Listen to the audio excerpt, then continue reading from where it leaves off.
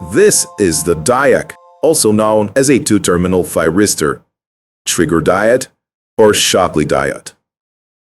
If you understand how thyristors work, understanding the DIAC is easy.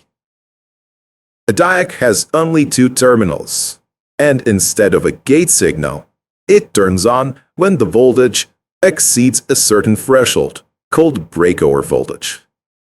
Its VA characteristic has an S shape. As we raise voltage, current increases slowly.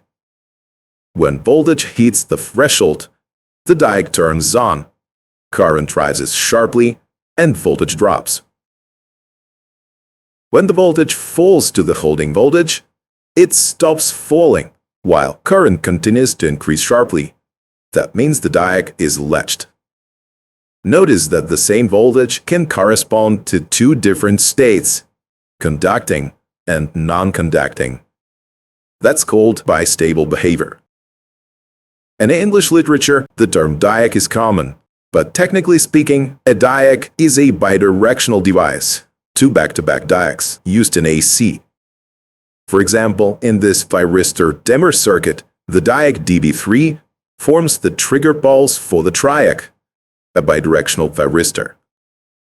Though later in the AC half-cycle the triac turns on, the dimmer the lamp. C1 charges via R1 and R2 until its voltage exceeds the diac threshold. Then the trigger pulse goes to the triac and turns it on.